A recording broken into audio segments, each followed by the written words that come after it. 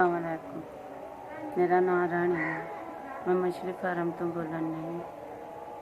दो बेटे जी मेरे नाम, एक विआया है मेरा, एक फौत हो गया है। मैं बीमार हाँ, मैं इलाज नहीं करा सकती अपना। सेहत कार्ड तो मैं नहीं कराया। मैनू शूगर भी आ, ब्लड भी आ, जोरो केसर भी है, गले का ऑपरेशन भी होया है। गोडे गिट्टे बड़े दर्द होंगे आ।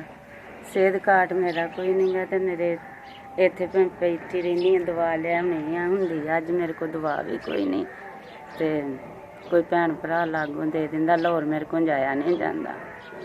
जोरो केसर की दवा मुक्की, मैं दवा लियानी आ।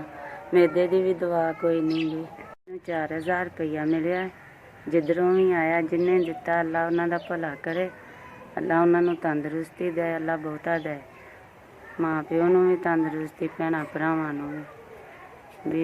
मैनू 4000 रुपया मिलिया, मैं ये दवा लियावांगी अपनी, खावांगी, तुहानूं दुआवां देवांगी। जिन्हें मेरी मदद की, अल्लाह उहदी होर करे, अल्लाह उन्होंने तंदुरुस्ती दे, अल्लाह उन्होंने हर बीमारी तो बचाए, तंदुरुस्ती रब दे। माँ प्यो की खैर करे, अल्लाह तंदुरुस्ती दे, अल्लाह बच्चों की खैर करे। अल्लाह जिन्हें मेरी मदद की, अल्लाह उहदी खैर करे, अल्लाह उन्होंने बहुता दे, माड़ियां की मदद करता रहे। SVS तुहाडी बड़ी मेहरबानी है, जब तुसां मेरे तक पहुँचाई है। तुहानूं खुश